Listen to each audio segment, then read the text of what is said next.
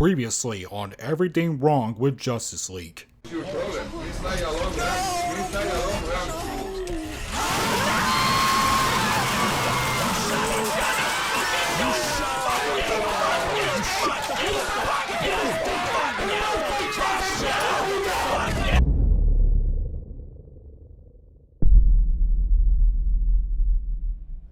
Hey, look, it's the Russian family again. Oh man, how I miss them so. They're barricading their houses to keep the parademons out, even though I think they should have broken inside it a long time ago. I mean, that does not look like a structurally sound home. The little girl then goes inside a sink cabinet and gets out some bug spray. Oh wow, this seems like a very important thing to take note of. I mean, it's a can of bug spray against a bunch of parademons that look like insects themselves. I wonder how this will pay off later on. It's never brought up again. Seriously, this bug spray thing never comes back later in the movie, so this is a completely pointless moment. Thanks again, Joss. The team is heading down to the Batcave in this incredibly fake elevator. Holy shit, that looks bad. And Barry starts having a fangasm seeing the Batcave. Wow, it's like a cave. Don't say it, don't say it, don't say it, don't say it. Like a Batcave. God damn it, why do you exist? Suffice to say, this entire Batcave scene was reshot by Whedon. I'm quite shocked they actually managed to film this on set and not behind some crappy green screens like what we have seen in the previous scenes. Too bad they had to screw it up again by suggesting this place is the Batcave when it's actually an aerospace hangar, which, if it was part of the Batcave as they imply it here, would make no goddamn sense whatsoever. My father called it a change engine. It was found by the British during World War I. They studied it, but they couldn't even date it. It's so old. Hold on, Cyborg. Are those sneakers you're wearing? I know, that sounds like a massive stretch to point out, but recall when we first saw him in his home. Those robot feet on him were way too big for him to wear any shoes at all. So how did he manage to fit them all in those tiny sneakers? Oh, wait, I know the answer. Budget. It was shelved till the night Superman died. Then she lit up like Christmas. Once again, this goes against what we have seen in Batman v Superman. The mother box was activated long before Superman was ever killed, and it certainly wasn't shelved all that time. It was already at Star Labs when Silas used it to save Victor's life. How many more times is this movie gonna contradict the rest of its universe? They brought it to Star Labs, where my father recognized it as a perpetual energy matrix. Oh, that sounds cool. I thought it was like a nuclear bomb. I guess you could say, Barry, that it was nothing more than a huge nuclear bomb. My father thought it was the key to unlimited energy. New formulas. My father thought that he could use the mother box to rebuild the broken parts of me with a few cybernetic enhancements. Instead, he built a living machine. What is Aquaman doing here? I think he took something from the table, but we have no idea what it is. And we will never know because it's never brought up again. Did they just leave the camera on while Jason Momoa was messing around on set? Instead, he built a living machine that may be stronger than its host. So, what you're saying is, you're no longer upset about your new body, and your entire arc in this movie has already been resolved just like that. Wonderful. Right here is where they make a very big revelation. Bruce says that the mother box carries too much life for a human body to handle and was made to reshape a planet. And so he brings up the hypothetical question of, what if you were stronger than a planet? Which leads to exactly what you think is gonna lead to. If you were in a conductive field, boost from the mother box Could bring him back to life. Wow. Amazing. I love how the idea of bringing Superman back to life has the same amount of energy as a middle-aged mom who found out she could buy 2 different kinds of shampoo for the price of one with a 5-year-old coupon. But surely Snyder's version also didn't make it as important as it should be, right?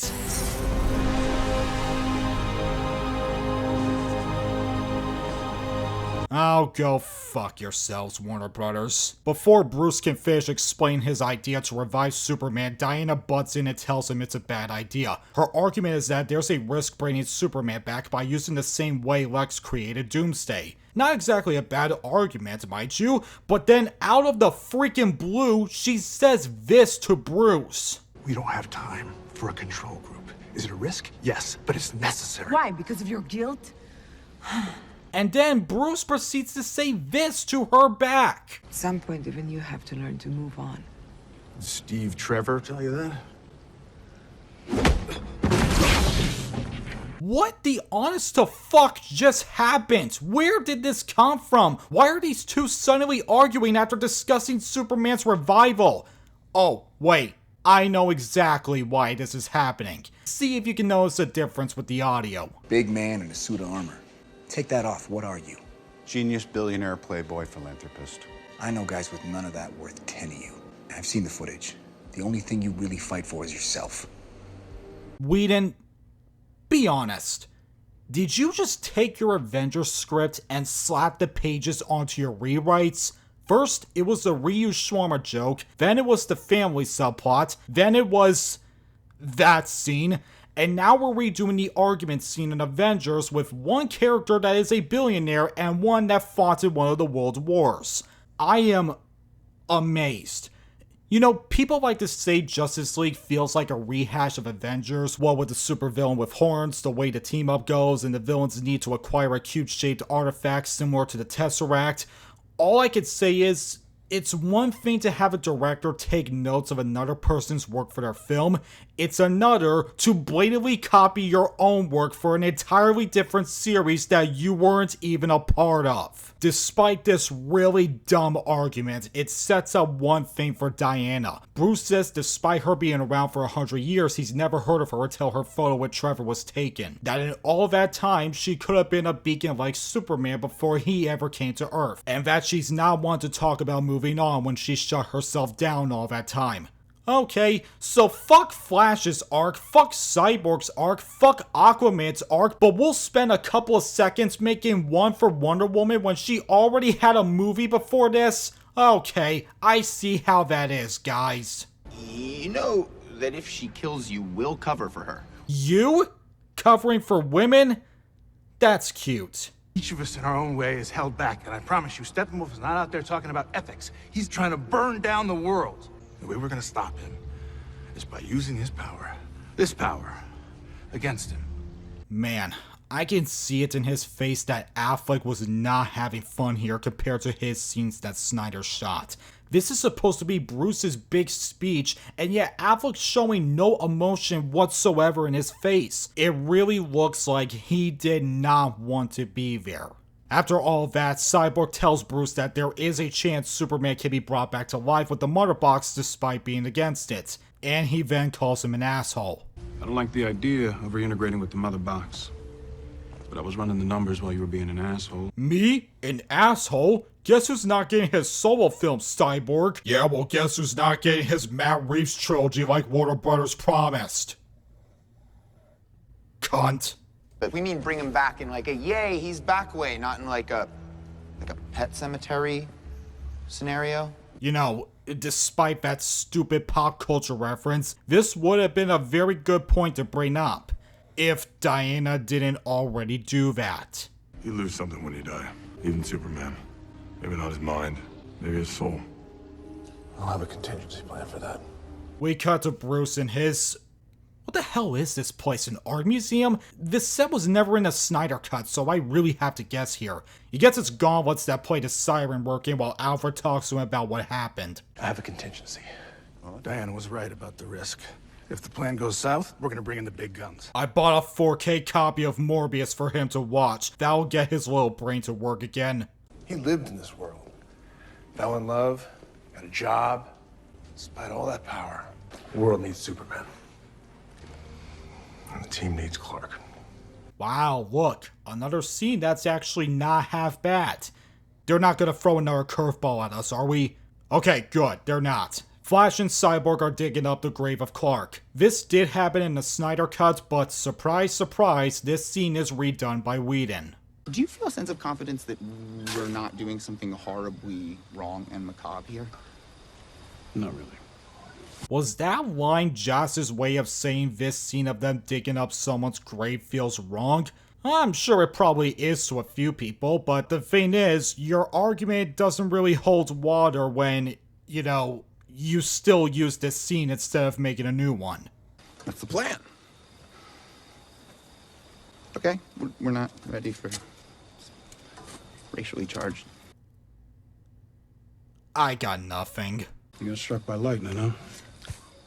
Yeah, that's the abridged version. This line kinda surprised me. They never actually told us how Flash got his powers in the Snyder Cut. So, in a way, it's kinda nice that they actually brought it up in this film.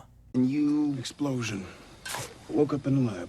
Of course, seeing the Snyder Cut, you would know that was not an explosion that he was involved in. But they never actually told us what accident Victor was in Batman v Superman or earlier in this movie. So for all we know, in this movie's continuity they so desperately want to claim as canon, Cyborg probably was involved in an explosion. Of course, they won't go into detail of that, but at least it doesn't actually affect the continuity of these films. Wait a second. From what I can see, they're about 3 feet deep in that pit, but they hit Clark's coffin already? Do you guys not know how deep coffins are usually buried? Funny enough, in the Snyder Cut, you never actually saw them hit the coffin. They cut away to Aquaman and Diana talking, then to Bruce speaking with Alfred, and when we cut back to the scene, the coffin has already been dug up. I have never seen someone reshoot a scene where they include an error like that. Only in the DCU, people. I'm here for him. I swear I would never... Save it.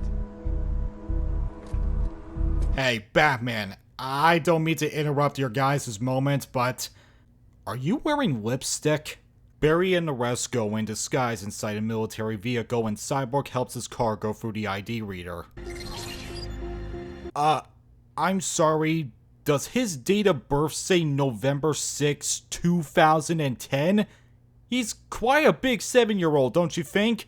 But surely this error was also in the Snyder Cut, right? I mean, there's no way someone would intentionally put an error like that in this movie. You're kidding me. How the hell did you manage to screw that up? Okay. Okay. Okay. Make a mental note, people. There are soldiers all around this base. They get the coffin out and Batman joins with them, and they're already inside the Kryptonian ship. So, where the fuck are all the employees? And if they managed to get inside without clearance, why has no alarm gone off yet? They go inside this hideously blue-looking ship. Jeez, leave it to this movie to make me hate the color blue because of how overly saturated this scene is. They set out the monitor box, put Clark in the pool when Cyborg connects to the ship. The only problem is that there isn't enough power to charge the monitor box. I might be able to do it. I might be able to jumpstart it. If I can get enough distance, I can conduct a significant electrical current. I might be able to wake the box, if that's still what we want. Flash looked very concerned when he said that, but I don't think they're gonna tell us why. Maybe he is worried about what will happen to Superman, but it's still very unclear. If that's still what we want. We have to try. Oh, for fuck's sakes, guys, his mouth didn't even match with the line. I might be able to wake the box, if that's still what we want. It is. Do it. The mother box is ready. You have to charge it the moment it touches the fluid. Okay. Why does he have to charge it at that exact moment? What if he's too early and it goes off before it hits the pool? What if he's just a second late? What happens? Do they just take the box down and try again, or are they screwed? So the countdown happens, they hit 1, he activates the mother box at the right moment, and we have this silly shot of Clark's eyes opening wide.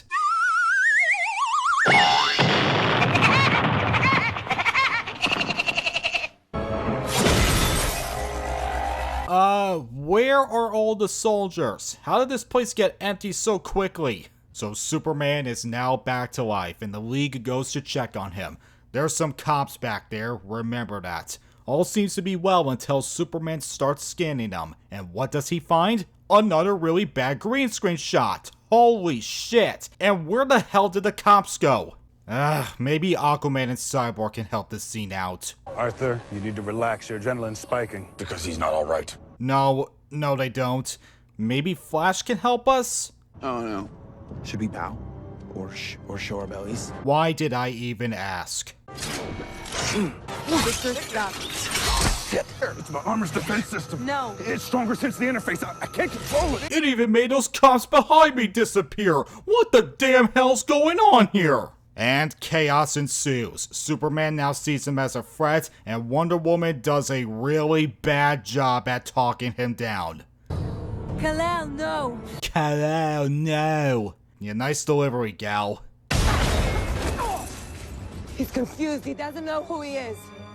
Pet Cemetery. Hey, Flash, guess what? Shut the fuck up. Much like all the other action pieces, again, this one is largely Snyders with a couple of reshoots here and there, and aside from a few shots being cut early, this one isn't nearly as choppily edited as the other ones were. Diana tries to use the lasso of truth on Superman, but he says fuck that party game and everyone tries to restrain him. Flash has this moment of attacking Superman with his speed force, but Superman is one step ahead and they get into a little kerfuffle. This moment is interesting because this is the one instance where it's Snyder that had to reuse footage of this theatrical cut. In the Snyder cut, when Flash enters the Speed Force, you'll notice that there's some distortion going on in the top and bottom screen. This means that Snyder had to lift footage from this moment in Whedon's movie where it was scaled for widescreen theaters. Now, don't be mistaken, this is not a scene Whedon shot, otherwise Zack would have cut it out altogether. But why is this distortion going on at all? My guess is that either the time and money started to run out and they weren't able to restore this scene in time to use its original 4:3 aspect ratio, or Snyder wasn't able to gain access to this original footage and therefore he had to use the scene in the Whedon cut and scale it in a way so that it could fit the 4:3 ratio, but doing so causes distortion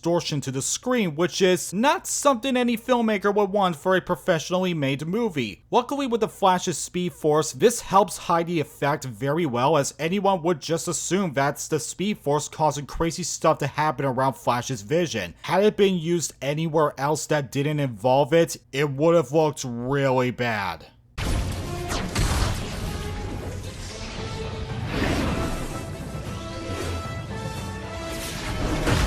Oh yeah, that's a really appropriate time to play John Williams' Superman theme when he's trying to kill the Flash. After that happens, Batman, and I'm not making this up, runs out to the field completely out of breath. This is so embarrassing. Oh man, I lost my Morbius DVD. We're really screwed now. Clark.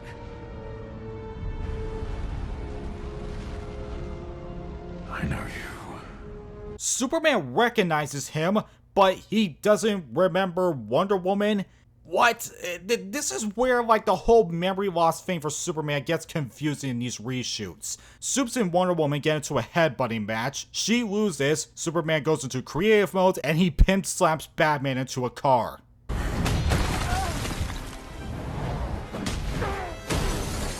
Batman calls in Alfred to bring in the big guns, Superman grabs his face like a chew toy, and remember when I told you guys about certain scenes having Henry Cavill's lip being CGI?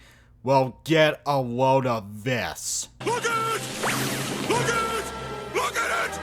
Look at it! I want all of you to look at it! You know, call me crazy, but if I had to CGI someone's mouth and had little time to do the effect, I would make sure not to film any close-up shots where the rubbery lip would be clear as day. Just saying. This scene is ridiculous. Not just with the CGI face or Batman looking like his face is about to burst, but it's what Superman says during their talk. Tell me. Do you bleed?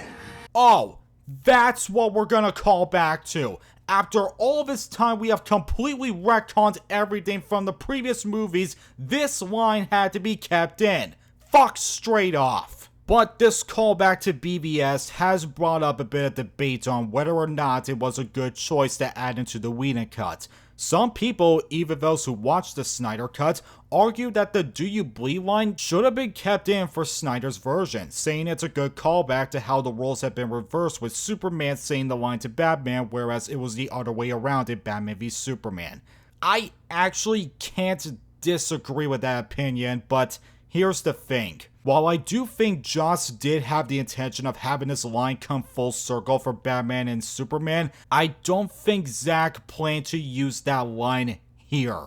Remember, Zack Snyder originally was asked to make a trilogy of Justice League movies before his departure, and since we have all seen the nightmare sequences in Batman v Superman and the Snyder Cut, we know that at some point Superman was going to turn evil. I think that line would fit better in one of those movies that takes place in the nightmare future, since Superman would actually be evil and not just suffering from amnesia like he was in Justice League, and that when he says the line to Batman, that would perfectly mirror their first interaction in Batman v Superman. Whereas Batman, who was on the bad side, says "Do you bleed" to Superman, who's on the hopeful side, now it would be Superman on the evil side saying that line to Batman, who's on the hopeful side. Of course, I'm not friends with the guy, nor can I read his mind, so for all we know, Snyder most likely had no plans on reusing the line to begin with. But I can at least see why some people argue that this is one of the better additions to the Whedon cut and should have been remixed in the Snyder cut. Me personally, I can't take this scene seriously because of Superman's stupid CGI lip and him holding Batman's face like he's a goddamn squeaky toy, not to mention Cavill's awful line delivery on the "Do you bleed" part. Do you bleed? Oh my god, they really did turn this into a cartoon. Turns out Batman's contingency plan was bringing in Lois Lane to Superman. He stops everything he does except throw this fake Batman doll to the side because fuck you. They have a little moment and they both fly away together. Yeah. Oh, something is definitely bleeding. How could this happen to me? I made my mistakes, got nowhere to run. The night goes on as I'm fading away. Thank you so much for ruining Batman for all of us, Whedon. Let's pretend that never happened so we can all go to sleep at night. So they leave, Wonder Woman and Cyborg watch the sky, and Steppenwolf takes the last murder box off screen. My mother box. He has the last one. Are you serious? We don't even get a fight scene with him. He just takes it and that's that? Who the hell thought that was a good idea? Wait a minute. Can we zoom in on Cyborg right there? My mother box.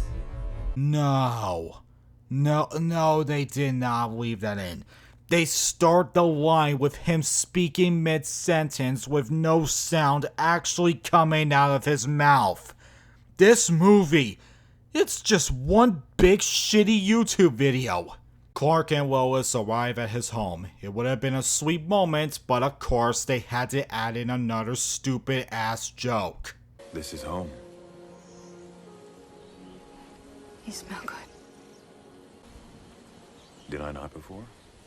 And guess what? Seriously, take a guess what is wrong with this scene. Time's up, it's the ADR. For the 100th time, Amy Adams' lips do not line up with what is said in the scene. What she actually said in that shot was, He spoke. Did I not before?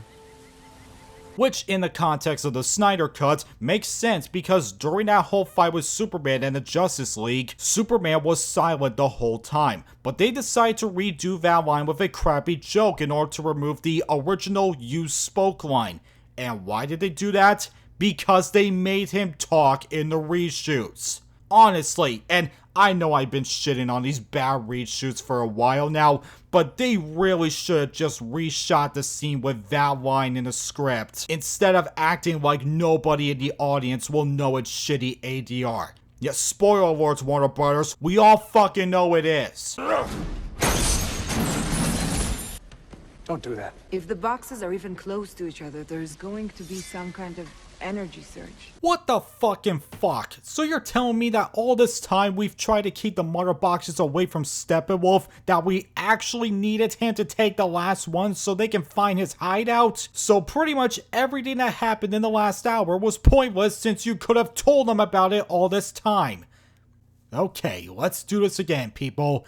In the Snyder Cut, the mother boxes were completely undetectable. Nobody in the league knew where Steppenwolf's base was or if it's even in a spot they can get to. It did not take until they revived Superman where Silas took the mother box from the car it landed on and brought it back to his lab. Knowing that he wasn't going to get out there alive with Steppenwolf hot on his tail, he goes inside the cell with the mother box, turns on the electro laser to heat up the box, and he dies in the process. Yeah, Silas actually dies in this version, contrast to him being alive in the Whedon cut. It was his sacrifice that helped mark the mother box since it would be so hot that it could be tracked through a thermal imaging system, and that's how they were able to find Steppenwolf's base. But here, yeah guys, we need to keep Steppenwolf away from the mother boxes, but if they combine together, it'll help us track his place down, so we probably should let him take it. We didn't think this through, did we? So you can't find them? Or maybe you don't want to.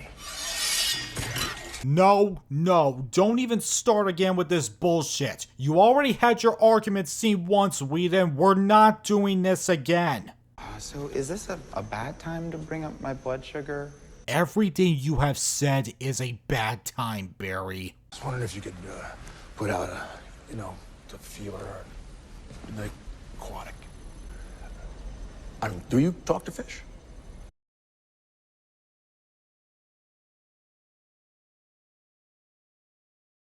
Does anybody know what Ben Affleck's email is? Because I feel like I am obligated to write this guy an apology letter for what he had to go through in this movie. Seriously, he did not deserve this. Nobody should be in his position to say lines like this while trying to play as the goddamn Batman. Nobody. Not Ben Affleck, not Michael Keaton, not Val Kilmer, not Christian Bale, not Robert Pattinson, not even George Clooney. Nobody deserves this. Bruce is resting in his personal art museum when Wonder Woman walks in wearing... What is that supposed to be? A blanket? A cape? A towel? A fucking window curtain? What the hell is she wearing? TLDR of this scene is, Wonder Woman realizes her wrongs and looks to become a leader like Bruce said she should have been. Bruce reconciles with her, they both share a drink together before the battle, and they're clearly trying to pair the two together. I'm aware this did happen in Batman v Superman, and it even happens in the Snyder Cut too with this little cheesy moment. But of course here, the dialogue completely derails their moment. We make it through tonight. You can stay in the shadows forever. Dress up like a bat. I won't even sue. Okay guys, one time it's alright, second time's a little much, the third time is complete overkill. We cut to Clark in this. Holy fuck, this set looks fake. Are they even in a cornfield or is this all a green screen? I'd say about 1/3 of this scene is Snyder's footage and the rest of it is Whedon's. And how am I able to figure that out? Well, remember we are dealing with a certain rubber-lipped individual, so pay very attention to his face as we go through the scene. What was it like? Coming back? Itchy. I joke, but this scene is kind of okay. Lois and Clark's interaction is pretty sweet here, but like I've shown multiple times, the comedy bits completely derailed the moment. And if it's not that, it's definitely that CGI lip on his face that somehow looks worse than it did before. Case in point. Right. No dying. Oh no, don't smile, don't smile. Oh my god, that is repulsive.